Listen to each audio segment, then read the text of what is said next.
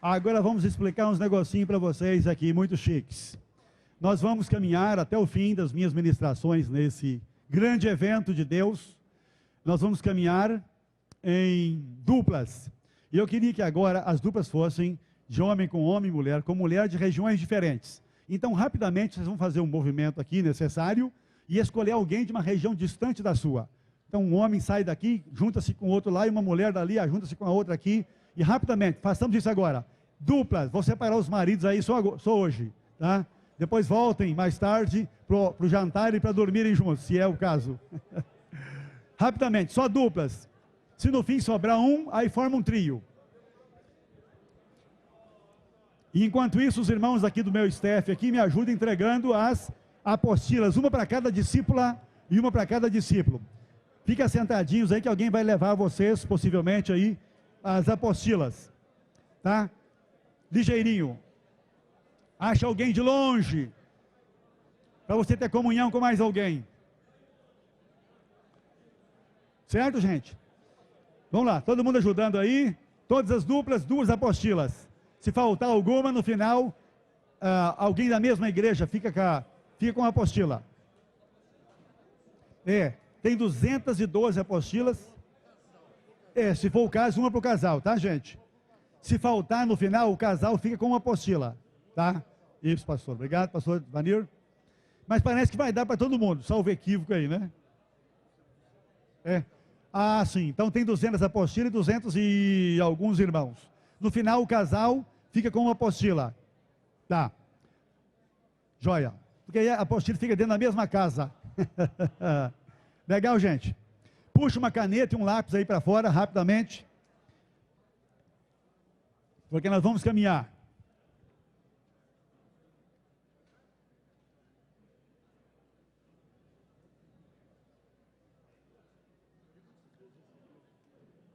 Então, quem não recebeu, pede socorro. Levanta a santa mãozinha aí.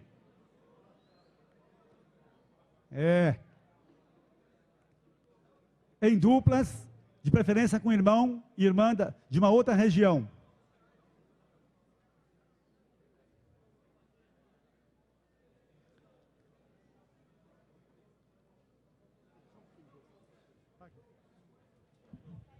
Irmãos, todos que vieram, o pastor e a esposa, pega só uma. Aí você falou, mas nós trocamos aqui, estamos sentados separados, mas aí usa os 2. Porque cada um vai levar uma para casa, só uma para casa. Se está a pessoa sozinha, vai levar. Mas se você está com o teu marido ou a tua esposa, pegue só uma. Está sentado separado, você vai trabalhar junto com a pessoa. Amém? Pronto. Levanta as apostilas aí bem alto. Vamos ver onde elas estão. Oh, Jesus seja a glória, né? Amém. Pode abaixar. Tem Bíblias aí? Tem uma Bíblia em cada dupla? Não? Poxa vida. Legal. Pastor Ivanir, eu tenho aqui essa aqui, que eu já olhei. Ok, mais uma, irmão. Mais um irmão. Isso. Todas entregues a todos, filhos e filhas de Deus.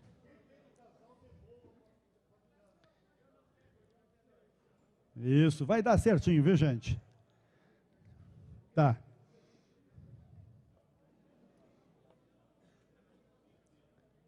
Então, quem já está com a apostila, abra na página número 1, por favor. Página número 1. Joia? Página número 2. Página 1, página 2. Na página 2 você verá aí o índice do nosso projeto. Chegue na página 3 agora, e aí vamos parar. Página 3. Se sobrar, não pode sobrar apostila não, tá? Todos com apostila na mão. Sobraram 2 aqui, irmão? Uma só, né? 2, 3. 2 aqui. Se algum irmão não tem, tem ainda mais 2. De repente vai chegar alguém mais tarde aí hoje, né? Pastor de Vaneira, e pega, né? Legal. Mais uma ali, sobrou. Oh, bem que bênção. Deus multiplicando apostilas ainda hoje. Amém. Joia. Então, Vamos caminhar. Uhum. Isso, irmãos queridos. Rapidamente, você olha para mim agora e eu quero a sua atenção. Eu sou Elmiro de Oliveira, nascido na pequena cidade de Manhumirim, no leste da Zona da Mata das Minas Gerais. Eu fui criado no meio de uma lavoura de café e por lá fiquei até 18 anos. Quando saí para Belo Horizonte, com 18 anos, para continuar os estudos e trabalhar fora de casa, fora da casa do papai e da mamãe, onde pegavam no meu pé para que eu entregasse a vida a Jesus. Eu não queria nada com Jesus. Papai e mamãe evangélicos e uma boa parte da família evangélica, de igrejas batistas, presbiteriana, Assembleia de Deus e de alguma outra igreja pentecostal daquela região. Quando eu estava com 20 anos em Belo Horizonte, em um culto à noite, não sei por que fui, naquele dia eu não sabia por que, hoje eu sei, né? Jesus me salvou. E então eu estava com 20 anos quando entreguei a minha vida a Jesus. No mês que vem, mês de maio, eu vou completar 38 anos seguindo a Jesus. Eu vou fazer 58 esse ano, então, menos 20, 38 anos seguindo a Jesus. Eu fui orientado, assim que nasci de novo, numa classe chamada de catecúmenos. O nome é muito bonito, se você quiser usar, pode, né? Ainda hoje, para ser preparado para o batismo. Eram uns 30 decididos, mais ou menos, e lá estava o Elmiro. E então, depois de uns 4 ou 5 meses, numa classe de catecúmenos, eu fui batizado por um velho pastor, lá no bairro Renascença, Belo Horizonte. Eu estava com 20 anos. No final do ano 77, quando eu estava fazendo as malas para ir embora para Viçosa, cidade que tem uma boa universidade, para estudar, para fazer agronomia ou veterinária, Deus levou-me num culto de missões, numa igreja no centro da capital de Minas Gerais, Belo Horizonte. Um pastor chamado Alcides Teles de Almeida, um velho pastor, que era o diretor da Junta de Missões Estrangeiras da Convenção Batista Brasileira, pregou um sermão missionário baseado em Isaías 6, de 1 a 8. Quando aquele homem fez um apelo, perguntando se havia alguém ali sentindo a chamada do Espírito Santo para ser pastor, adivinha quem ficou em pé? Eu. E mais, talvez lá uns 10 ou 15 meninas e meninos, rapazes e moças, alguns mais adiantados em idade. Então Elmiro desfez a mala em janeiro do ano seguinte, que era 78, para ir para Viçosa, e fiquei em Belo Horizonte, entrei no seminário, de onde saí em 81 como pastor, já ordenado, e já namorando. Então casei-me em 81, ano que fui ordenado, com a dona Thalita Antunes de Almeida Oliveira, missionária da CEPAL também. Nós geramos 2 filhos, nós temos a Eugênia Rosa, missionária da CEPAL, nosso genro é o Cassiano Luz, também missionário da CEPAL. Eu tenho cara de titio assim, mas já sou avô, viu? Nossa neta está fazendo essa semana 1 ano de nascida. Temos um filho chamado André Estevão, é um filho por adoção. Nós não podíamos gerar mais filhos, só geramos a Eugênia Rosa, e aí Deus nos deu o André Estevão, um rapaz que fez semana passada 24 anos, termina odontologia na UERJ esse ano. Tanto a Eugênia quanto o André foram discipulados por mim e Thalita em casa, e eles são multiplicadores desses valores onde estão, para a glória de Deus. André é solteiro e está terminando odontologia e tem outros sonhos na vida dele, também no reino de Deus. Eu já era pastor já há muitos anos. Eu estava mais ou menos com 15 anos, 15 para 16 anos de vida pastoral, quando aconteceu o que o Josué contou aqui. Quando eu tive contato com o pastor Geraldo, que era um discipulador, com o Josué, em Vitória, e foi para Belo Horizonte. Eu era diretor de uma área da Convenção Batista Mineira, na época, liderando missionários e pastores, e não era discipulado. Embora já teólogo, embora envolvido na liderança do trabalho em Minas Gerais. E, naquele tempo, a partir de um pequeno grupo, eu pude entender o que significava relacionar-se com o Senhor, com outros irmãos, prestar contas, crescer, amadurecer, tirar as máscaras. E se eu pudesse contar, então, há mais ou menos 16 anos, esse homem que está em pé aqui tem estado envolvido no discipulado, na mentoria e na capacitação de filhos de Deus. Há 16 anos, indo para 17 anos, Deus nunca deixou faltar ao Elmiro de Oliveira, todo ano, um pequeno grupo de pastores para andarem comigo. Eles pensam que eu estou cuidando deles, mas eles estão cuidando de mim, quando andamos juntos. No dia 30 desse mês, se você for ao Rio de Janeiro, você me verá na rua Senador Furtado, número 20, começando a caminhar com mais 12 pastores que já estão prontíssimos para essa nova caminhada de 2013, no grupo de mentoria e pastoreio, estando eu ali como facilitador daqueles pastores. Deus me tem dado a bênção também de cuidar de não pastores, de casais leigos. Eu e Thalita somos preletores de encontro de casais com Cristo e ministramos para as famílias em algumas áreas, tipo economia doméstica, intimidade espiritual do casal, educação de filhos, mas tudo no contexto do grande mandamento, da grande comissão. Não dá para a gente fazer mais nada sem estar conectado nesse negócio, porque isso passa a ser, assim, parte da vida da gente.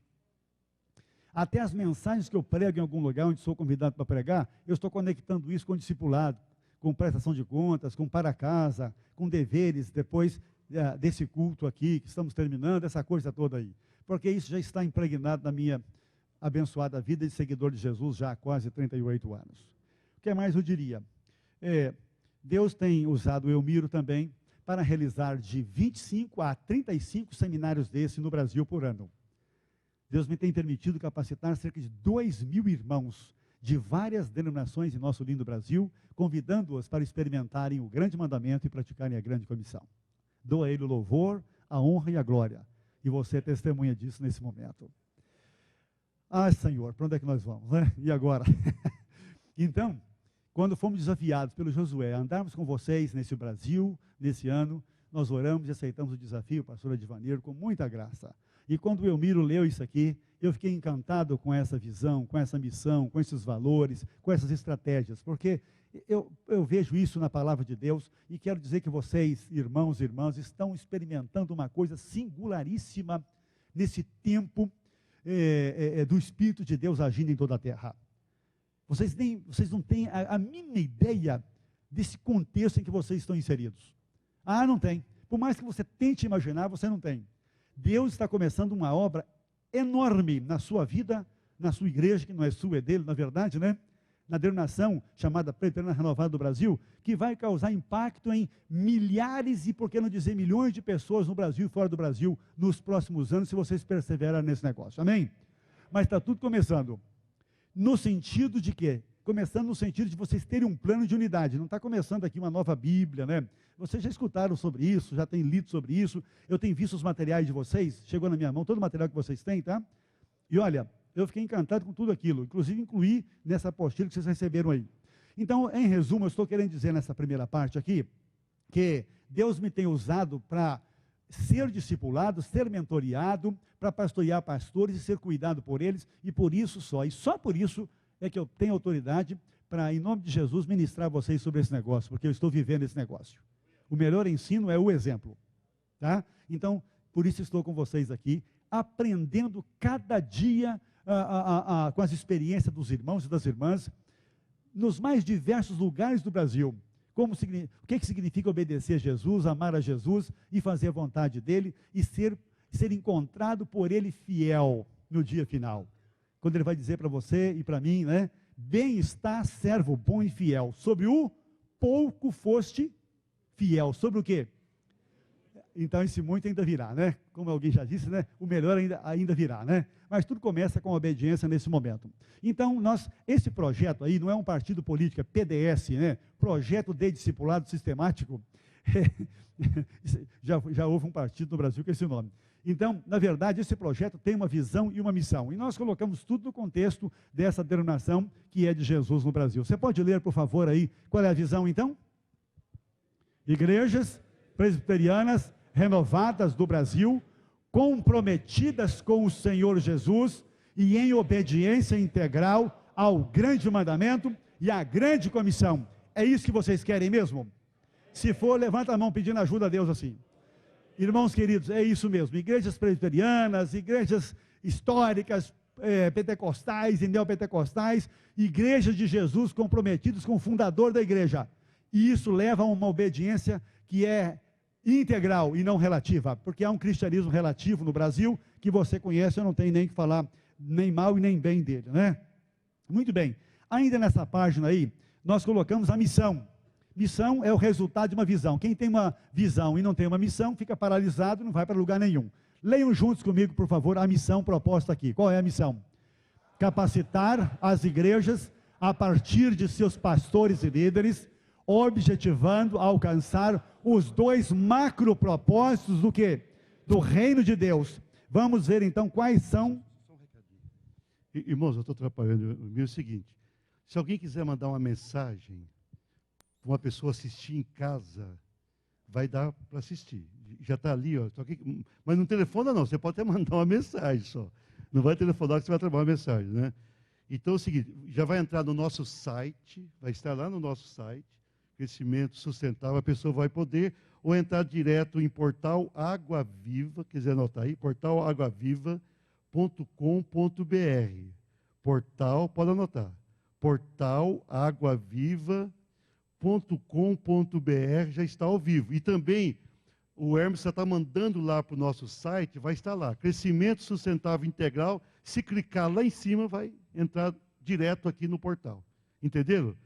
Então você pode mandar aí uma mensagem, não liga não, só manda uma mensagem para alguém divulgar. Quem não pôde vir, pode assistir ao vivo todas as palestras. portalaguaviva.com.br ou lá no site, daqui 15 minutos vai estar no site. Crescimento Sustentável, Crescimento Integral Sustentável. Mande uma mensagem lá para a tua igreja e pode espalhar para quem não veio assistir pelo computador. Ótimo. Isso aqui é a igreja top. Glória a Deus. Então, gente amada, estou na página de número 3. Né? Capacitar as igrejas a partir de seus pastores e líderes, objetivando alcançar os dois macro propósitos do reino de Deus. O primeiro macro propósito do reino de Deus, qual é, irmãos? É relacionamento com Ele. Nós chamamos isso de quê? Intimidade. Ou de quê? Amar ao Senhor. E o segundo macro propósito que acompanha o relacionamento é o quê? É o discipulado. Nós chamamos aqui de atividade ou atividades. Discipular continuamente. Na apostila, isso aparece de forma resumida também, mas aqui já está a essência do que nós queremos comunicar para vocês. Os dois macro propósitos do reino de Deus, que Jesus começou entre nós, há mais de 2000 anos passados, podem ser resumidos nessas duas palavrinhas, intimidade e atividade. Gente querida, eu e você amamos atividades, amamos trabalhar na obra do Senhor. Na verdade, trabalhar é uma coisa boa, nós herdamos de Deus isso. O nosso Senhor é o Senhor do trabalho. Nosso Deus é operoso. Jesus disse, eu trabalho até agora e meu Pai trabalha também. Antes da queda, havia orientação para Adão e Eva trabalharem, e os filhos também, e os netos e bisnetos também. Depois da queda, alguns agravantes surgiram, mas o trabalho não foi retirado, foi aumentado, né? E tal. No contexto eclesiástico, onde estão os pastores aqui? Deixa eu ver vocês, pastores, façam assim com a santa mão. Obrigado. Quem está aqui que não é pastor e veio com seu pastor? Presbíteros, diáconos, líderes, aleluia. Olha só, é impressionante como é que nós somos bastante atraídos pelas atividades da igreja, pelas tarefas da igreja. Nós suamos a camisa, manhã, tarde e noite. Em nosso contexto, nós falamos que nós somos pastores de tempo integral. E exibimos o nosso serviço nesse formato. Eu trabalho 24 horas por dia.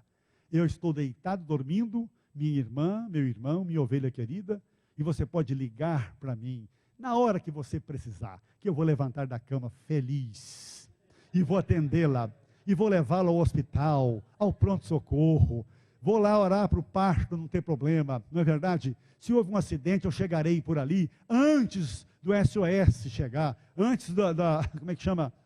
Do SAMU chegar. Não é verdade? Irmãos queridos, eu sou pastor, eu vou completar em julho desse ano, 32 anos de pastor ordenado. Pastoreei 15 anos seguidos em Minas Gerais.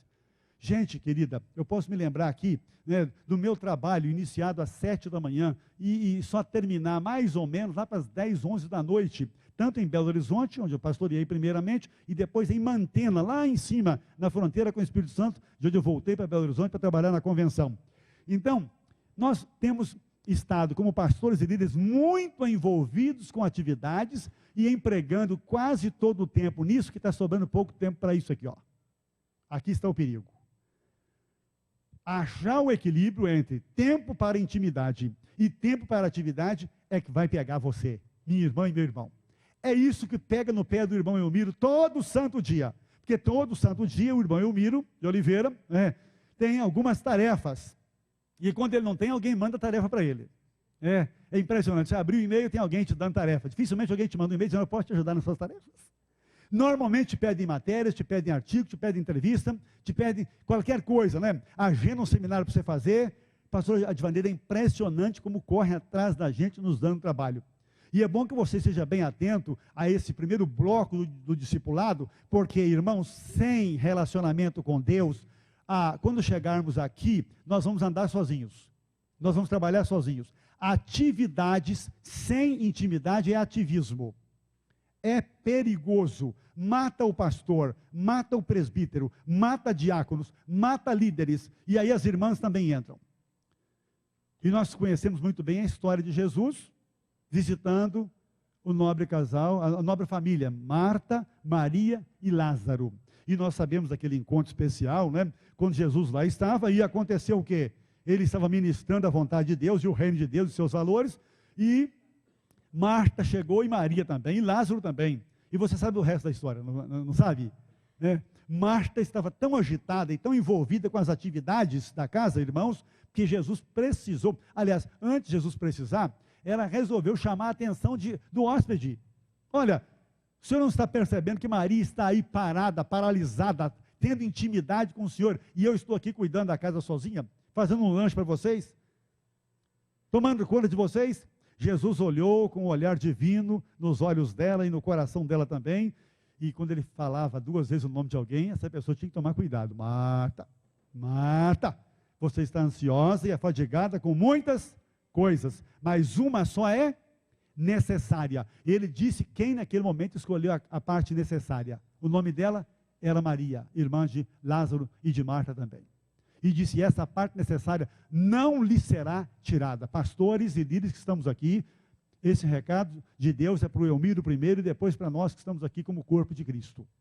Nós precisamos, no discipulado, entender que nós precisamos diariamente separarmos um tempo sagrado para Deus. E nós chamamos isso de intimidade. É o tempo de demonstrar amor pelo Senhor e é o tempo quando o Senhor vai manifestar o amor dele para conosco. E então, quando sairmos para as atividades dele no discipular continuamente, crentes novos, crentes antigos, crentes novos, então essa atividade terá a unção do Senhor, diante de quem eu já passei um bom tempo orando e estudando a palavra dele. Amém? Olhe, intimidade e atividade. Aqui estão então os 2 macro propósitos do reino de Deus. Então você pode avançar comigo então, com isso no coração. Indo em frente, nós temos Provérbios 27, 17. Por favor, leiam aqui, irmãos. Assim como o ferro afia o ferro, o homem afia o seu companheiro. O verbo já está grifado aqui. Qual é o verbo aqui? Afiar. Quando você lê, ouve o verbo afiar, que mensagem esse verbo lhe comunica? Rapidamente, pode falar bem alto. Amolar. Parece que esse significado, amolar, é o mais usado, não é mesmo? Você amola o quê, minha irmã, meu irmão? Você amola uma faca que está o quê? Faca enxerga, como eu miro, precisa de 6,5 graus para poder enxergar direito. Faca tem problema de visão. Por que você amola uma faca? Ela está cega por quê? Porque ela perdeu o quê? Perdeu o corte. Faca é feita sem corte ou com corte? Quem já foi a uma fábrica de facas? Levanta a mão. Interessante. Ela tem um corte relativo, né? Aí você leva para casa para dar um jeito nela.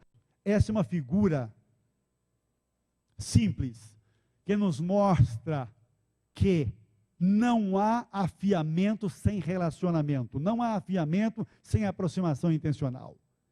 Não há. Você consegue encostar-se na pessoa da sua dupla aí, agora encostar o ombro nela, dá uma relada nela aí. É bom que ela se estiver meio dormindo, ela vai acordar. né? A pessoa não gostou, não, pede perdão aí, em nome de Jesus, né? Por favor, está me acordando. Gente amada, esse encostar proposital é uma figura do relacionamento que está colocado por Salomão aqui para afiar. Para afiar. Não basta você ser pastor, ser mestre em teologia, ou fazer doutorado em qualquer universidade em teologia, se você não relaciona-se com alguém. Você não consegue afiar-se a si mesmo. O afiamento exige uma segunda pessoa. Não há afiamento. O Elmiro não pode afiar o próprio Elmiro em várias áreas da vida dele. Eu preciso estar andando com alguém. Eu preciso estar andando com Josué, andando com o Marcelo. Lá no Rio de Janeiro, eu sou o líder da equipe CEPAL Rio. Nós andamos juntos, nós nos relacionamos, nós nos encostamos, nós colocamos o nariz perto um do outro. Claro, respeitando os limites e as fronteiras, mas nos esforçamos para sermos discípulos como Jesus foi, com aqueles discípulos dele lá no sentido de andar junto, caminhar junto. Então essa figura do Antigo Testamento é uma figura pertinente. Um ferro só pode ser afiado por outro, né? Ou por um esmeril assim, em atrito, em contato. Contato, sem contato intencional, não há discipulado. Então não basta você ter um amontoado de gente dentro de uma classe, de um grupo pequeno, de um PG, dê o nome que você quiser. Os que estão em grupos pequenos, ou em duplas, ou em trios, precisam ter a santa intenção de dividirem a vida. Aí começa o relacionamento a acontecer. Abrir o coração, compartilhar o que está acontecendo, tirar as máscaras, deixarem de serem sobre-humanos para serem simplesmente humanos, amém? É o que está faltando em nosso meio, especialmente no meio pastoral. Eu estou dentro desse negócio há 32 anos.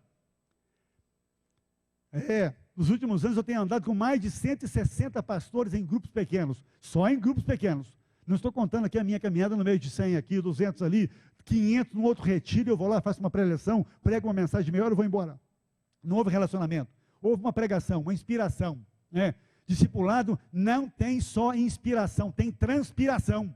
Você tem que suar a camisa nessa relação, nesse relacionamento, tá certo? Então, assim como o ferro afia o ferro, o homem afia quem?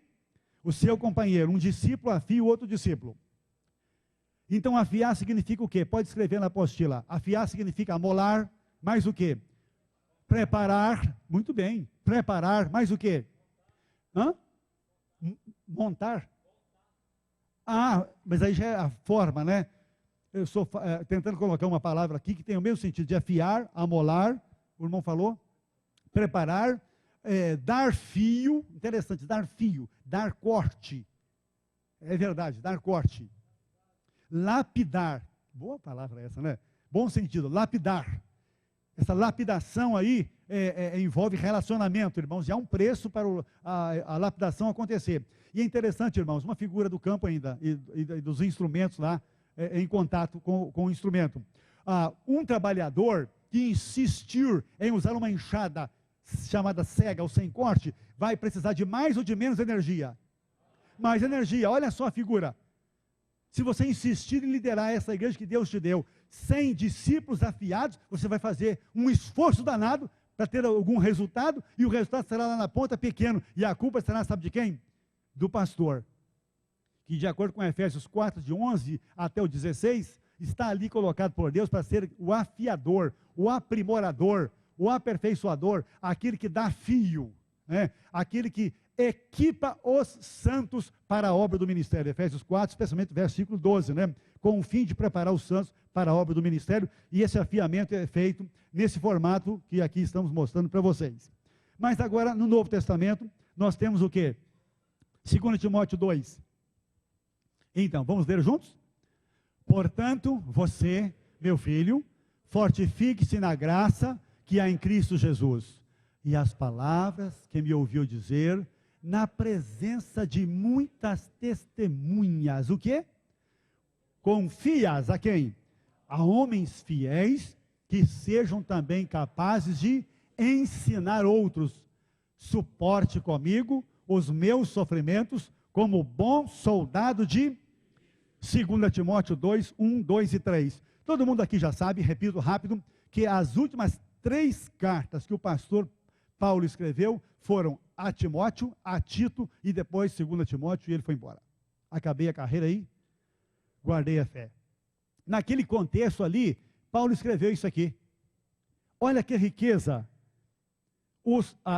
Essas 3 últimas cartas de Paulo, 1 Timóteo, Tito e 2 Timóteo, são cartas do coração de um pastor para um pastor que foi o seu substituto. Sabiam disso? Timóteo foi o sucessor de Paulo, não foi Barnabé, não foi Silas, e nem João Marcos. É isso. Então o apóstolo Paulo escreveu esse texto de despedida para o seu sucessor Timóteo. O que foi que ele escreveu? O que ele pediu? Ele disse aqui, portanto, você, meu filho. Irmãos, a relação no discipulado toma a forma de paternidade. Toma essa forma de intimidade, de paternidade respeitosa, e eu estou sempre destacando que há limites. No genuíno discipulado, ninguém é refém de ninguém, ninguém é discípulo de ninguém. O Elmir é discípulo de Jesus Cristo e somente dele. Quem anda comigo em pastoreio e em mentoria são orientados a terem o foco em Jesus, Hebreus capítulo 12, 1, 2 e 3, e lá vai fumaça, né? Tem a parte da disciplina lá na frente, né? É verdade. Mas nós criamos o quê? Uma relação de profundidade tal que coisas da minha vida, ou na minha vida, que eu sozinho não posso resolver, eu vou dividir com quem está andando comigo. Por quê? Eu não serei rejeitado, eu não serei fuzilado, eu não serei exterminado, mas serei amado, serei o que mais? Respeitado, serei acolhido e mais do que isso, irmãos, eu serei socorrido, eu serei ajudado. O ombro amigo está faltando, irmãos. Quando não há esse compartilhamento aberto, você, meu filho, pastor Timóteo, disse o apóstolo Paulo, né, e mentor dele, fica difícil, irmãos, a gente viver assim. E eu vou dizer uma outra coisa para vocês, pastores e líderes. Quando nós estamos vivendo esse negócio, nós nos comportamos como se fôssemos competidores e não aliados. E olha, infelizmente, eu não tenho uma boa notícia para vocês. Se você tem dúvida disso, pode fazer uma experiência na sua cidade, pequena, média ou grande. Os pastores estão virando competidores. Só um exemplo de uma competição que acontece agora entre nós, que eu vejo não só na cidade do Rio de Janeiro, mas vejo na minha pequena cidade de Manhumirim, com 30 mil habitantes. Por que eu vejo? Porque eu estou sempre lá, no meio da minha parentada. Uma ovelha de uma determinada igreja tem lá um problema, uma dificuldade com seu pastor ou com outro irmão, líder ou não, ele resolve evitar aquele irmão ou aquele pastor, ele vai lá para uma outra igreja e começa a adorar ali. E aquele pastor fica todo feliz, porque ele está recebendo um visitante, ovelha de um outro pastor. Aquele pastor que ficou muito feliz em receber a outra ovelha, não argui a ovelha que chegou como visitante, perguntando a que vieste.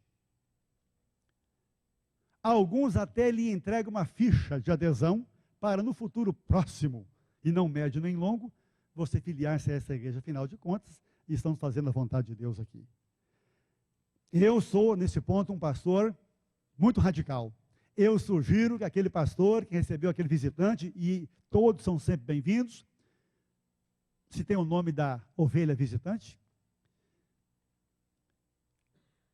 que insinuou que não veio só visitar, está querendo mudar de igreja, de aprisco, e de coxo, e de sal e de comida, que ele faça um contato com o pastor daquela ovelha, da mesma denominação ou não, perguntando o que está acontecendo do outro lado, porque pode ser, irmãos, que ele esteja recebendo gato por lebre, bode por ovelha.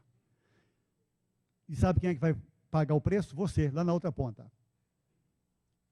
Isso que eu estou falando com os irmãos aqui, irmãos, eu aprendi depois do 10º ano de pastorado. Aprendi. E estou aprendendo ainda a crescer dentro desse negócio de relacionamento. Bem, aqui eu estou falando sobre o problema da competição. Quando estamos andando juntos, quando estamos caminhando em parceria, em mentoria, em discipulado, em prestação de contas, isso que eu acabei de falar aqui não vai existir mais. A ovelha que veio será ajudada a voltar para a sua igreja local, para os braços do seu pastor, para ser acolhida por ele lá. E se brigou lá, ela é orientada duplicadamente a voltar e a resolver os problemas lá. E se depois de estar em paz com todo mundo, sentir que o Espírito Santo quer trazê-la para esse aprisco onde eu sou pastor, ela será bem-vinda. Mas aquele pastor vai abençoá-la, aleluia. E vai enviá-la para cá. Ela vem como bênção e não como uma coisa empurrada pelo diabo. Fugindo de problemas, fugindo de dificuldades e trazida para cá e traz os problemas também. E quando não gostar do pastor Elmiro, vai para a sua igreja. E vai pulando de igreja em igreja, irmãos. E no final, esse irmão, esta irmã, e às vezes até mesmo um pastor, um líder, um seminarista, um diácono, um presbítero, não crescerá, não amadurecerá. Continuará sendo um nanico na fé, como dizem os irmãos lá do Nordeste, né? Um anão na fé, porque ele não foi ajudado a realmente ficar no lugar dele. Então Paulo disse: Timóteo, você é meu filho, fortifique-se na graça que é em Cristo Jesus. Irmãos, o discipulado não é uma coisa legalista. O discipulado bíblico é graça pura, tá? Aleluia, é graça pura. Se não tiver graça, irmãos, você não aguenta esse negócio não. Porque de vez em quando alguém vai pisar no seu pé. Alguém vai trair você. Se não tiver a graça de Deus sobre a sua vida, enquanto você trabalha com discípulos para amadurecê-los e ajudá-los na maturidade deles, você vai desesperar-se. Porque isso aqui não é assim, 10 regras. Quem cumprir é discípulo, quem não cumprir está fora. Não é nada disso. É relacionamento, é intimidade com o Pai. Mas, na verdade, todos nós sabemos que, pela graça, nós fomos salvos por meio da fé. Mas a Bíblia diz que o justo vive também, além de viver pela fé, ele vive debaixo da graça e das misericórdias de Deus. Hoje, dia 19 do mês 4 de 2013, pela manhã, o Senhor renovou as misericórdias dele para o mundo inteiro, até sobre a Coreia do Norte. Porque ela não mandou bomba em cima de ninguém, nem ninguém destruiu-a. Deus ama aquele povo como ama você e a igreja dele, gente amada. Então é graça. A primeira palavra de Paulo para o seu sucessor foi: meu filho querido, seja saudável na graça que há em Cristo Jesus. Você tem que crescer na graça, experimentar a graça de Deus. Nós cantamos o velho hino, né? Maravilhosa graça, né? Graça de Deus sem par. Como poder contá-la? Como hei de... E vai por aí afora. Vocês conhecem essa melodia, né? É isso. Isso é para ser vivido. Isso é para ser experimentado. Então é graça pura. Graça na entrada, graça na caminhada, para ter graça na chegada. Senão não tem graça na chegada. E viver o cristianismo, irmãos, fora da graça, é vivê-lo legalisticamente e tentar fazer como os irmãos da região de quê? Da Galácia, que queriam ter um pé na lei e um pé na graça. E aí não dá, viu, irmãos? Hoje a igreja vive depois de Atos 2. O que veio antes é promessa para frente, não para trás. O foco de Jesus é para frente, não há foco para trás, né? Os principais faróis do seu carro estão na frente, não estão atrás. Só os faroletes para uma marcha ré de noite, uma ou outra aqui, né, com alguém dizendo: vem, para, né, que estão lá. A coisa é para frente. Então é graça pura. E as palavras que me ouviu dizer na presença de muitas testemunhas. Você sabia que o abençoado Timóteo, quando foi inserido pelo Espírito Santo de Deus na equipe do apóstolo Paulo, Paulo, eu estou agora pensando, estou pensando naquele encontro, na segunda viagem de Paulo, de novo na casa de Timóteo, na cidade de Listra. Quando Paulo chegou de novo lá, na sua segunda viagem missionária, Barnabé, numa esquina antes, já havia decidido continuar o ministério dele, indo para Chipre, junto com João Marcos. E Paulo e Silas caminharam um pouco mais e chegaram até a casa o nome da mamãe e da vovó do Timóteo? Eunice e Loide, né? Ou Loide. E o pai era grego. Dessa Grécia aí, viu que está quebrada, né? Também. Então, aquele menino deveria ter naquele momento mais ou menos 18 anos. E o abençoado Paulo, estava agora com mais ou menos 48 anos. Vejam a distância entre eles. Pastor Edivanir, que coisa, hein?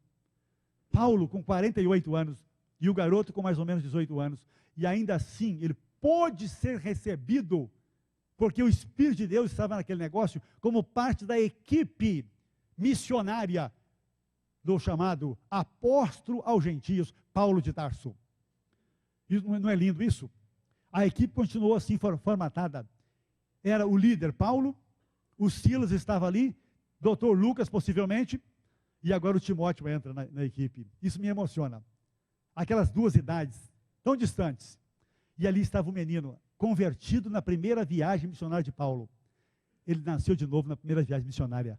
Possivelmente a mamãe e a vovó, não sei se o papai entregou a vida a Jesus também, né? Paulo foi perseguido ali, ele sabia o preço que significava ser discípulo de Jesus, ser seguidor de Jesus.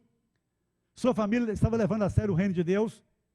E agora, queridos irmãos, com certeza, a história nos diz que os dois andaram juntos de 15 a 18 anos. Quando Paulo escreveu isso que está na tela aqui, está na sua Bíblia aí, Paulo estava com mais ou menos 70 anos, e a distância de idade entre os dois era de 30 anos, então ele estava com mais ou menos 40 anos. Tem alguém aqui com 70 anos? Um homem com 70 anos aqui? Fica em pé. Com 69 ou 71 para facilitar? Ih, não tem? Com 72? Não, eu queria menos. 73, 72. Quem tem 72? 73? Todo mundo é novinho aqui, né? Denominação nova, 35 anos, todo mundo novo. Você tem quanto? Tem menos? Eu estou vendo de fé. Eu também tenho 32 de fé. Tem alguém aqui com 74? Fica em pé, 75, ganhou. Olha ali, gente, fica em pé, 75. Olha o Paulo, gente, careca. Olha o Paulo já com a barriguinha assim, saliente. Olha o Paulo de barba branca. Olha aqui, gente, o Paulo. É aqui, ó, escrevendo. Segura o pé, segura a onda aí. Olha o Paulo. Tem alguém aqui com 18 anos? 19 ou 20? Aqui. Cadê um rapaz com 17, 18, 19, 20 anos? Não tem? Eu queria, fica em pé. Qual é a sua idade, meu filho? Hein? Tem com menos de 23 anos? Cadê? Fica em pé aqui. Olha aqui o Timóteo, que bonito, gente. Olha lá. Olha, é isso aqui, esse é um quadro. Olha o Timóteo aqui, ó. Ah, não, eu fiz uma confusão. Deixa eu mudar aqui. Se aqui pode sentar, não deu para você. Deu para você antes. Tem alguém aqui com 40 anos? Deixa eu contextualizar. Com 40. Aqui na frente. Um homem com 40. Cadê? 38. Fica em pé você. Bem, aqui ficou melhor. Está até perto dele aqui, né? Esse aqui, ó, está quase dizendo, acabei a carreira e guardei a fé. Está dizendo. E esse aqui, ó, vai receber o bastão dele. Essa é a ideia que está na palavra aí. Aquele está cansado, exausto, não é? Recebeu o salário, nem é bom comentar como é que foi, né? Sofreu nas mãos de inimigos e tal. Agora, olha para ele. Você está pegando o bastão dele. Está pegando a bola no pé dele. Você vai sucedê-lo. Irmãos, é isso que Paulo está dizendo para ele. Tu, pois, meu filho, olha para os dois aí agora, cruzem os olhares. Tu, pois, meu filho, fortifica-te na graça que há em Cristo Jesus. Paulo quer que Paulo, irmãos, é um caso interessante, sobre a experiência com a graça de Deus. A minha graça te basta, disse Paulo, lá em 2 Coríntios, capítulo 12. Ele sabe o que é a graça. Então, tu, pois, meu filho, seja saudável na graça que é em Cristo Jesus. Olha para ele, não para mim, né? Aí ele está dizendo para você, e as palavras que você me ouviu dizer, na presença de uma infinidade de pessoas, nesses 18 anos em que andamos juntos, podendo chegar a 20, confias, Timóteo, a outros fiéis, a outros discípulos, que sejam também capazes de quê? De ensinar a outros. Irmãos, olha as idades. Pode sentar, amados, vocês estão cansados, pelo visto. Especialmente o Paulo. É isso. Agora, irmãos, isso que está colocado aqui, deixa eu virar aqui mais um aqui, ligeirinho, irmãos, é tocante porque o apóstolo, aqui nós encontramos aqui, você vai escrever na apostila, 4 níveis de discipulado. O nível Paulo e o segundo nível. O nível Timóteo e o terceiro nível. Homens fiéis e o quarto. Outros indefinido. Deus queria envolver você, minha irmã. Deus queria envolver você, meu irmão. Deus queria nos envolver em algum tempo da história do cristianismo. É isso. Deus não faz acepção de pessoas quando o assunto é ter intimidade com o Pai e praticar as atividades que o Pai tem para nós. Aleluia por isso. E amém mesmo. Hoje Deus tem nos alcançado nesse contexto. Então, o outros aqui é indefinido, porque Jesus queria incluir você. Jesus queria incluir você, independentemente da idade. Independentemente, sabe do que, irmãos e irmãs? Da maturidade. Independentemente da denominação, independentemente do país, da língua. Porque esse negócio, de acordo com Atos 1:8, tem a ver com Jerusalém, Judéia, Samaria, até onde? Até os confins da terra. De lá para cá é o Brasil, daqui para lá é Israel. Depende da posição em que a gente está, né, irmão? É isso. Então, amados, agora o apóstolo Paulo aí, vocês acham que o apóstolo Paulo nasceu pronto como discípulo, ou Deus colocou ao lado dele alguém que andou de 10 a 12 anos afiando-o no ministério dele? Usou ou não usou alguém? O nome daquela pessoa? Barnabé, natural de Chipre, também chamado de José da Consolação. Assim que Saulo nasceu de novo em Atos capítulo 9, com 30 anos mais ou menos, nascia em Listra o menino Timóteo, que já mencionei. Alguns irmãos, depois de Ananias, que orou por ele, orou com medo, viu? Aquela oração de um medroso: Senhor, eu tenho que orar? Vai, pode encarar, ora por ele. E as escamas caíram dos olhos dele. Em seguida, Ananias saiu de cena. Ananias não discipulou Saulo, não. Não. Alguns irmãos de Jerusalém, com os 2 pés atrás, resolveram aproximar. Será que nasceu de novo? Aí aparece o Barnabé. Lindo, não é? Que acreditou no poder transformador do evangelho, irmãos. Aparece o Barnabé. E Barnabé fez o quê? A Barnabé colocou um braço dele nos ombros do abençoado Saulo. Coloque um braço seu no ombro de alguém na sua dupla aí. Dá segurança ou não dá? Dá segurança. Dá segurança. Como diz Jeremias Pereira, dá sustância. O cara estava ali meio tonto, era um bebê na fé, embora fosse membro do Sinédrio, era bambambam da religião lá, do grupo dos fariseus, mas era um sujeito sem rumo no reino. E aí Deus usou os braços de Barnabé para fazer o quê? Para dar uma cobertura ao recém-nascido na fé, chamado Saulo de Tarso. E aí, irmãos, em seguida houve uma perseguição em Jerusalém e tiveram que correr de lá com Saulo. Tremendo. Logo que nasceu de novo, tinha alguém já querendo pegar no pé dele, com medo dele pegar no pé deles. Então vamos tirá-lo daqui, porque entre nós e ele, que saia ele, a gente fica, né? Irmãos, o homem desapareceu. Por mais ou menos 10 anos, alguém acha que chegou a 14 anos. Sumiu Saulo. Há um hiato. Você já leu o livro de Atos? Já estudou o livro de Atos? Você percebeu esse hiato em Atos? Sumiu. Mais tarde, um pouquinho, o evangelho começa a crescer e desenvolver-se lá naquele país que está hoje em frangalhos, chamado Síria, capital Damasco. Foi nesse país que está em frangalhos agora aí, que estamos vendo aí, todo dividido. O evangelho já foi forte ali, a igreja já foi forte ali, a igreja de Antioquia da Síria, não da Pisídia, era ali. E aí os irmãos de Jerusalém mandaram quem para confirmar a fé dos irmãos gentios? Barnabé. E Barnabé, quando chegou lá, o que ele viu, gente?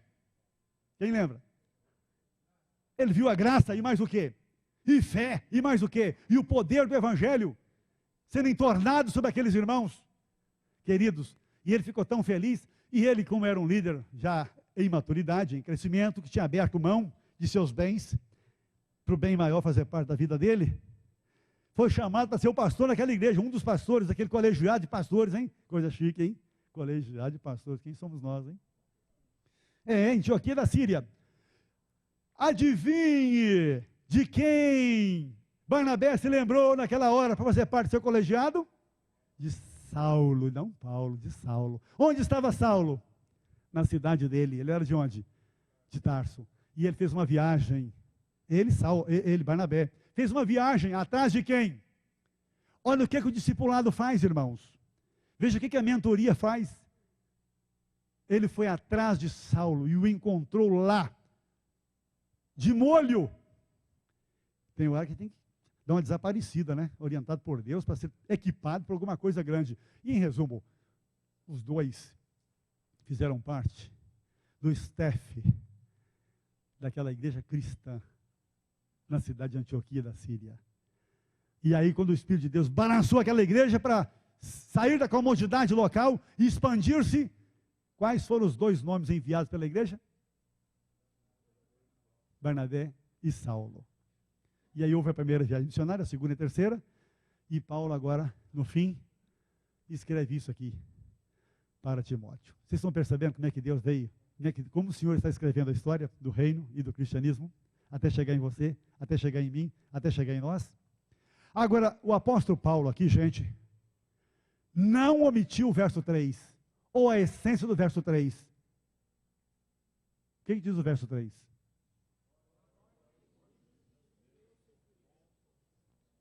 Como o quê? Minhas irmãs e meus irmãos. No verso 1, graça. No verso 2, multiplicação. E no verso 3, preço. Preço. Preço. Preço e preço. O abençoado Barnabé, que Deus usou para afiar, para moldar Saulo, que moldou Timóteo, que moldaria homens fiéis e que moldariam outros. O abençoado Barnabé surgiu ali em Atos 2, 3 e 4. Você tem coragem de me dizer quais foram possivelmente os 2 apóstolos mais ousados que devem ter abençoado o Barnabé assim que ele nascera de novo? O que você acha? Quem estava em evidência ali em Atos capítulo 2, ali, 3 e 4 e 5 e 6, por ali? Um nome é Pedro. Pode anotar isso aí sem erro. Se tiver erro, Jesus põe na minha conta. Quem andava do lado de Pedro? Para baixo e para cima. Eram 2. Era uma dupla masculina. Pedro e João. Queridos e queridas, aqueles 2 homens passaram virtudes e valores para o irmão Barnabé e para muita gente. Com certeza. Não só porque eles foram pregadores em Atos 2, gente, mas porque os 2 foram discipulados pelo autor desse projeto. O nome dele? Jesus de Nazaré. Essa é a origem desse seminário e desse plano universal do reino de Deus. E não é denominação, e não é seita. Está na Bíblia. E a graça é internacional também, tá? E o poder de Deus está sobre toda a igreja verdadeira, tá? Tá bom? E Deus é amor também, viu? É visão mundial, né, gente? Não é lindo isso? A gente fica aí brigando por causa dessas siglas que levantamos, mas lá no juízo final não vai ter nada disso. Vai ser um grupo da direita e na esquerda e acabou, né? Aleluia. Mas olha só, irmãos, Deus usou Jesus para mentorear, discipular 12. E eles trabalharam com Barnabé, 2 deles pelo menos, não é? E Barnabé trabalhou com quem que eu falei? Com Saulo. E Saulo com quem? Com Timóteo. E então Timóteo, homens fiéis, e esses a outros, e a coisa era para continuar desse jeito mesmo, minhas irmãs e meus irmãos. Agora tem um preço. Suporte comigo os meus sofrimentos. Meus irmãos queridos, isso custa dinheiro, tá? Para eu fechar esse grupo de 12 pastores, eu dei interurbanos, porque tem alguns que moram mais distante. Eu liguei para o celular de todo mundo e a conta vai chegar na minha conta, na minha fatura. E eu não vou pedir para eles me reembolsarem, não. Eu vou ter que me virar. É o preço. Alguém tem que pagar o preço. Toda terça-feira, de 3 às 5 e meia da tarde, eu desligarei meu celular para andar com esse grupo, numa sala fechada, a um preço. Se a minha mulher passar a mão naquele momento, que Deus cuide dela, porque eu só vou chegar em casa às 6 horas da tarde. Eu estou com eles enfiados numa sala do Rio de Janeiro, cuidando deles, e uns dos outros. De vez em quando, um deles diz assim, porque já pode dizer, eu não tenho dinheiro para voltar para casa hoje, vim pela graça. Nós vamos ter que enfiar a mão no bolso e fazer o quê? Pagar a passagem daquele pastor do grupo pequeno, de mentoria e discipulado, e pastoreio, para ele voltar para casa. Numa outra hora, alguém vai dizer assim, o meu casamento está ruim. E aí o discipulador vai ter que dizer o quê? Gente, vocês podem ir para casa, e eu vou ficar um pouco mais aqui com, como é que é seu nome? Com o Altair. É o preço, e vou ficar ouvindo o Altair até tarde, se for preciso. E se o meu carro está na porta, vou dar uma carona para ele até no ponto do ônibus dele, do metrô. Há um preço, meus irmãos, que os discipuladores, que os mentores, que os pastores de pastores têm que pagar, como Jesus pagou. Há um preço, isso não sai de graça. A salvação é de graça, mas o discipulado de Jesus custa tudo o que temos. Amém? Ou não tem amém? Custa tudo? Não tem amém, pastor. Você pode custar, né? Tem assim, misericórdia, help, não dá, né? Amém. Então tem um preço. E aí fica em pé rapidamente, com a sua apostila na página 2, 4, aliás, e vamos ler o texto que está na apostila? Em pé, todo mundo. Vamos ler aí Marcos 12, 28 a 31. Beleza? Vamos lá? Já? De todos os mandamentos, qual é o mais importante? Respondeu-lhe Jesus: o mais importante é este: ouve, ó Israel, o Senhor, o nosso Deus, o Senhor é o único Senhor. Ame o Senhor, o seu Deus, de todo o seu coração, de toda a sua alma, de todo o seu entendimento e de todas as suas forças. O segundo é este: não existe mandamento maior do que estes. Amém? Pode assentar. Preenche isso aí. Isso aí dá até um cafezinho, coisa de mineiro, hein? Olha aqui. Devemos amar o Senhor de todo o coração. Ó, café. Eu só inverti aí, sem mexer na tradução sagrada, né? Pode preencher aí, então. Coração, homem emocional. Toda a alma, homem espiritual. Todas as forças, homem físico. Todo o entendimento, homem racional. E devemos amar ao próximo, é a nossa vida social, meus irmãos. Não é só doando sangue, não, lá para o Hemo Rio, Hemo Minas, Hemo São Paulo, como é que chama, né? Há muita coisa que os filhos de Deus podem fazer, não só em ocasiões de tempestades, de barranco caindo lá em Petrópolis, né? O tempo todo nós podemos e devemos ajudar. Então, o grande mandamento é o amor em prática, viu, gente? Essa é uma definição que vai ajudar. O grande mandamento é o amor em prática. Pastor Emílio, o irmão tem um outro verso da Bíblia para explicar isso melhor? Tenho. Eu tenho João 3,16.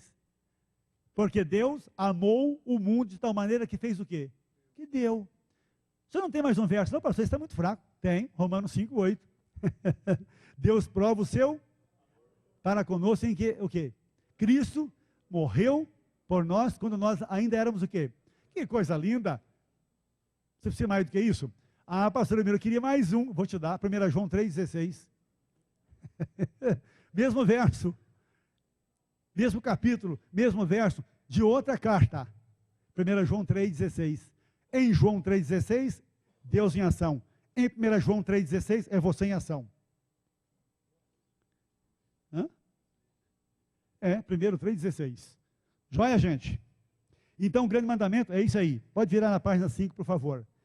O grande mandamento, irmãos, que é a intimidade com Deus e com o próximo, agora nos apresenta o quê? A grande comissão. A grande comissão.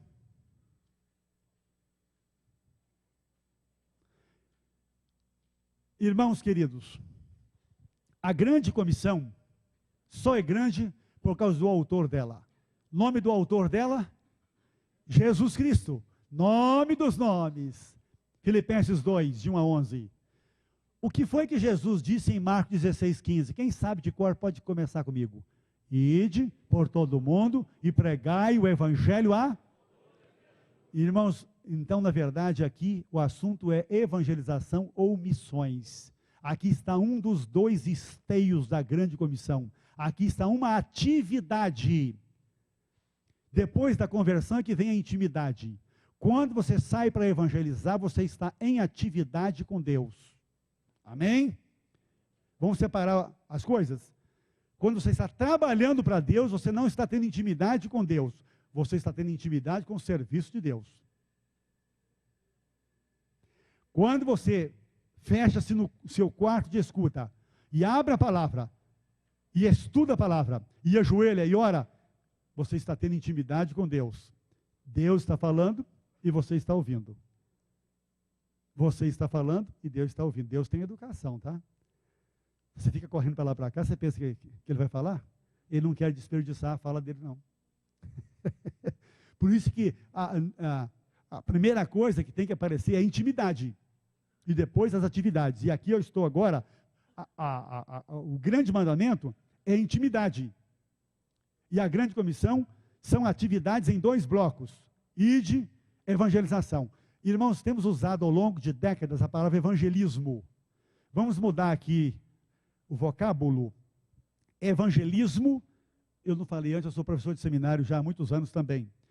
No seminário, o vocábulo é evangelismo, que ensina a igreja a fazer evangelização. Na igreja local, as ovelhas não fazem evangelismo. Elas fazem evangelização porque é ação ou semeadura. Elas levam as boas novas. Então nós usamos o termo errado. Vamos fazer evangelismo ali na praça, na casa do parente, do amigo. Não. Você vai fazer evangelização, é ação. Ou missões. Quem está evangelizando está fazendo missões. Não há limites para ser missionária ou missionário. Não há limites nem oportunidade exclusiva. Tipo, 12 de outubro, feriado nacional, chamado Aparecida, né? Que é um feriado da Igreja Católica Apostólica Romana. Vamos evangelizar nesse dia o Brasil. Pode fazer isso nesse dia, não há nenhuma lei contra. Irmãos, evangelização é uma tarefa para todo dia, para todo lugar, inclusive para quem está de férias, até na praia. Onde houver alguém perdido e alguém salvo, então pintou o quê? Chegou o quê? A oportunidade de você evangelizar. Claro, aí é uma outra história que vai longa, né? Começa um papo, né? Falando do time, falando do tempo, da chuva, de alguma questão social, e aí faz um gancho, faz uma ponte para o assunto o quê? Evangelização, para apresentar o evangelho. E o segundo esteio da grande comissão está em Mateus 28, 19. Mateus 28, 19 nos diz o quê? Na NVI, portanto, vão e façam discípulos de todas as nações, batizando-os em nome do Pai, do Filho e do Espírito Santo. Aí vai até o verso 18, eu só quero o versículo, até o verso 20, eu só quero o 19 aqui. Façam discípulos, discipulado ou educação. A educação de Mateus 28, 19, escute isso. A educação de Mateus 28, 19, é a mesma educação de 2 Timóteo 2, 2. A educação de Mateus 28, 19, façam discípulos de todas as nações, ensinando-os a obedecer a tudo o que eu lhes mandei ou ordenei. É a educação que transforma o recém-nascido na fé em seguidor de Jesus, obediente a Jesus. Ouviram? Deixa eu ir devagar com vocês. A educação do segundo esteio da grande comissão não somente prepara o recém-convertido para ser membro dessa ou daquela igreja, mas aqui o foco é equipá-lo de tal maneira que ele seja um multiplicador. Do que, pastor Elmiro? Do novo nascimento que ele experimentou, primeiro. Segundo, dos valores que ele está vivendo e convivendo com eles agora, como membro da família da fé, como membro do corpo de Cristo. Porque a igreja é o corpo de Cristo. Não foi isso que vocês leram aqui, entrando aqui? Quem leu uma frase bem grande aqui? O que vocês leram lá? Ah, eu amo aquilo lá. Oh, coisa linda! Efésios parece que 1, né? Verso 13. Gravei. 2 esteios que devem seguir a sua intimidade com Deus. A evangelização e o discipulado. Mais uma coisinha, irmãos. Essas 3 letras aqui precisam serem seguidas dessas 5 letras aqui. Essas acontecem por causa destas. E estas aqui têm que gerar estas aqui. 2 pernas. Você não tem de Deus permissão para amputar uma das pernas da grande comissão. Tipo, eu só vou fazer discípulos, não vou ganhar ninguém para Jesus.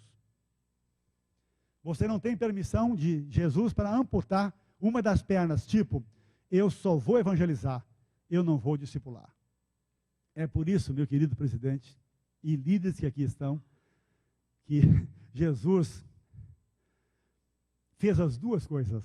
Ele evangelizou e discipulou. Para mostrar para você que ele é o padrão, ele é o paradigma, ele é o modelo.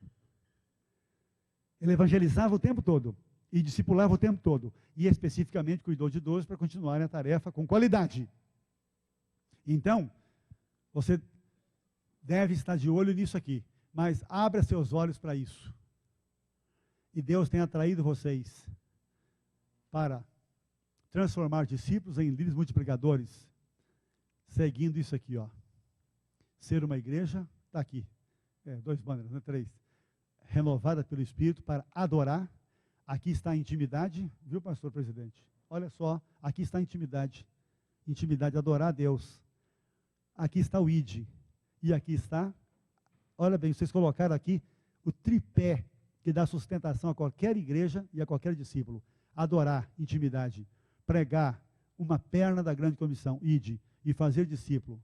Mateus 28, 19. Glória a Deus por isso que está escrito aqui, que isso vire verdade na sua vida, minha irmã e meu irmão, e lá na igreja onde você trabalha, independentemente da idade e do tamanho dela.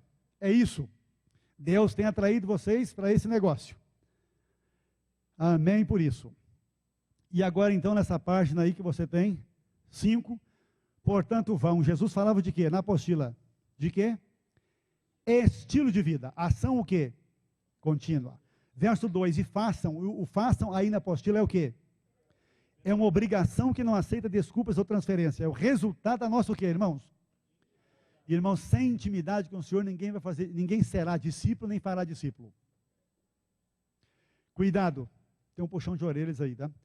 Realizar conferências evangelísticas, operações missionárias, cruzadas e eventos de coletas, sem discipuladores, o quê? Para o quê?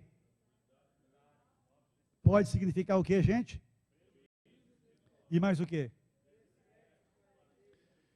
Então, ganhar e não discipular é o quê? Queridos irmãos, o que tem de gente irresponsável por aí, o que tem de pastores irresponsáveis, de igrejas irresponsáveis, fazendo movimentos de evangelização e de pescaria com rede, e puxando uma multidão de decisões para fora, e não tem quem cuida deles. Vocês estão me vendo aqui muito bem, né? Eu liderei projetos de pescaria a rodo, de rede. Com 300, 400, 500 decisões em fichinhas preenchidas bonitinho, com o nome e endereço da pessoa. E eu não tinha 10% desse número de gente para cuidar delas.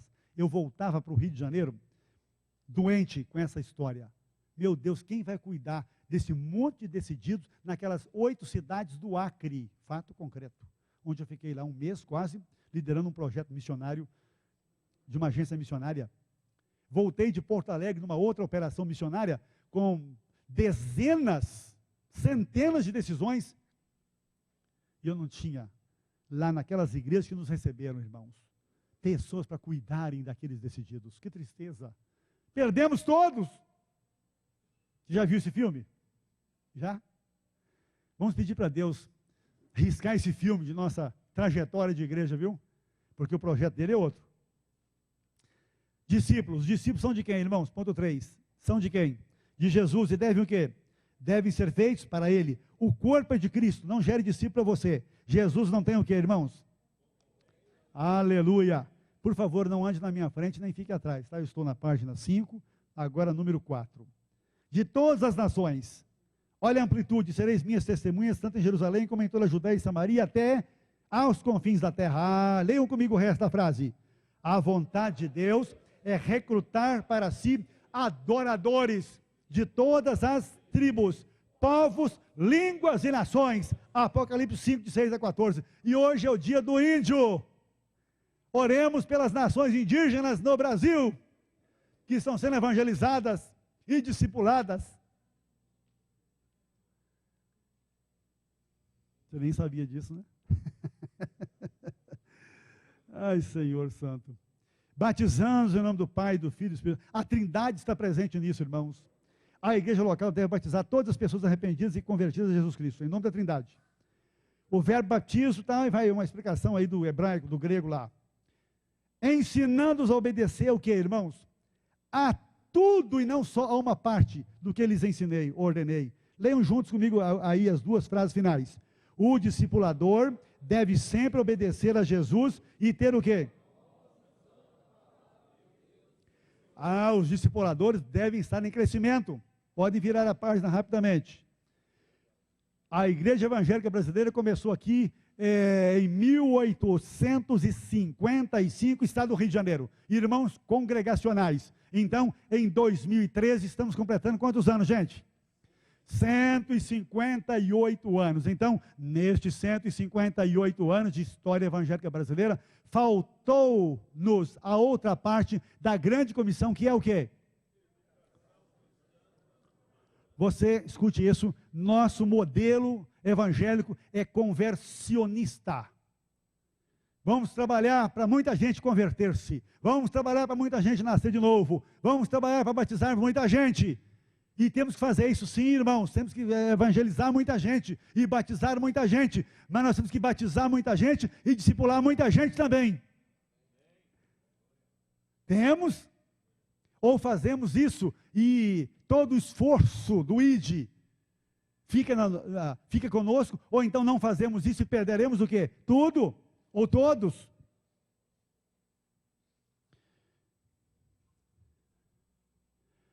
Agora vai um beliscãozinho aí do Espírito, hein? Amós 7, 7 e 8. O que diz aqui? Ele me mostrou ainda isso. O Senhor com um... O que mais?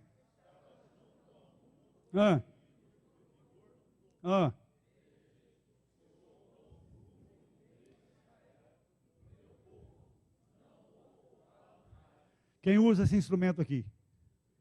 O que o pedreiro faz com um instrumento desse? Alguém aqui já foi pedreiro, servente de pedreiro, mestre de obras? Um bom pedreiro faz uma boa parede certinha sem isso? Sabia que quanto melhor o pedreiro, mais instrumentos ele usa?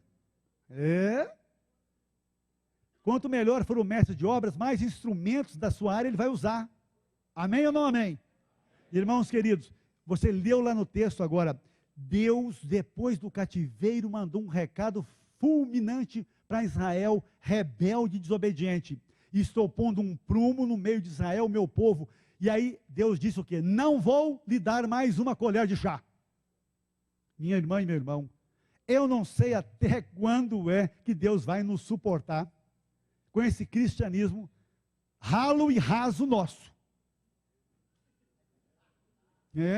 Ô irmão, para de rir, começa a chorar. Irmãos, a coisa está séria. Falta caráter, falta maturidade, falta idoneidade, falta valores, falta oração, falta jejum, falta virarmos noites em vigília de oração para Deus salvar a pátria, salvar a presidente Dilma, salvar o governador do estado, o prefeito da cidade, os vereadores, salvar o Joaquim Barbosa e todos os 11 ministros do Supremo Tribunal Federal. Falta oração, sim, irmãos, pelo Brasil e no Brasil. Somos uma igreja de movimentos, de atividades, mas de pouca profundidade. E Deus pode estar nos chamando às contas agora, irmãos, num tempo desse, no contexto da intimidade e das atividades que devem seguir a nossa intimidade com Ele. Minha irmã e meu irmão, eu carrego esse prumo para todo lado aí. Estou aprumado, né, irmão? Amém. Esse é o instrumento. Estou pondo um prumo no meio de Israel. Irmãos, Deus vem pondo prumos no meio de seu povo, de seus líderes há muito tempo. A gente não percebe, a gente estuda a Bíblia e não percebe isso. Escute mais essa. Lá pelo ano 90, chegando a 100 mais ou menos, Deus colocou o seu prumo, ou o prumo da sua palavra, a sua alerta, em 7 pastores de 7 igrejas da Ásia. Apocalipse 2 e 3. E nenhum deles obedeceu ao chamamento celestial.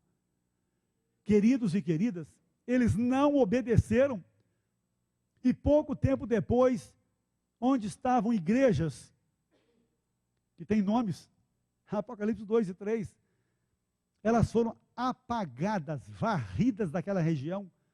E no século V, possivelmente, o diabo levantou um homem chamado Maomé, que criou o islamismo. E hoje, irmãos queridos, nós temos que conviver com eles que estão ocupando o nosso lugar. Vocês ouviram isso? O presidente da Síria é muçulmano, O presidente do Irã é muçulmano. 90% mais ou menos da Turquia, onde estavam aquelas 7 igrejas, hoje são todos muçulmanos. Os cristãos estão sendo perseguidos, onde crescemos no passado. E por que paramos de crescer? Quando Deus mandou os recados dele, e geralmente ele fala com o líder do povo, e aqui estão os líderes de um setor, de uma denominação chamada Igreja Presbiteriana Renovada do Brasil. Você não veio aqui, por acaso, você não caiu de paraquedas aqui. Deus está agora lhe chamando a atenção para você voltar ao primeiro amor. Esse é o chamado. Ele está lhe chamando para voltar a obedecê-lo, porque se não houver obediência, Deus cessa as bênçãos. E há uma promessa rigorosa, há uma promessa, há uma ameaça. Se você não tomar modo, se você não me obedecer, eu virei a ti e removerei o seu castiçal. Irmãos e irmãs, a igreja de Jesus não será extinta da terra, mas uma igreja local pode morrer sim. Há 110 anos mais ou menos, no Canadá, A.W. Tozer pregava para uma multidão que ia ouvir o evangelho. Alguma coisa aconteceu de esquisito lá. Eles não fizeram discípulos. E hoje, onde aquela igreja reunia-se com milhares de pessoas, existe uma seita oriental ocupando aquele espaço. Se nós não voltarmos o foco para a essência do verdadeiro cristianismo, sendo discípulos, tendo intimidade com o Senhor e fazendo discípulos, nós corremos um sério risco de daqui a alguns anos, não sei se 50, se 100, se 200, não sei.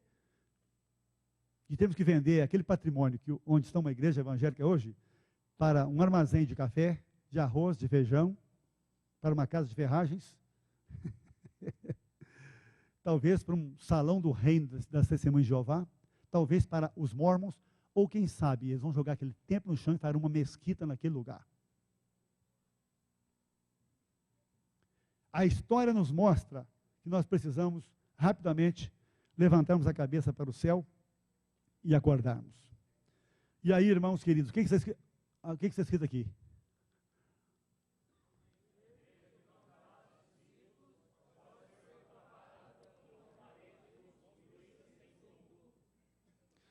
Bate um papinho com a sua dupla agora. Você crê que Deus pode colocar um prumo em sua vida? Em sua vida. É em sua vida. Converse aí. Com que objetivo? Pode falar um pouquinho. 3 perguntinhas aí, básicas.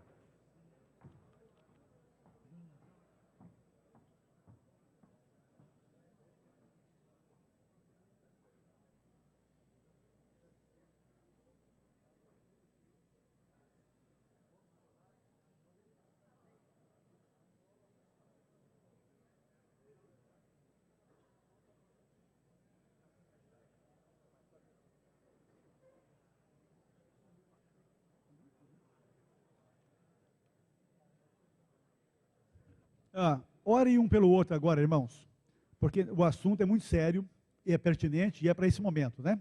Ore um pelo outro agora, por favor.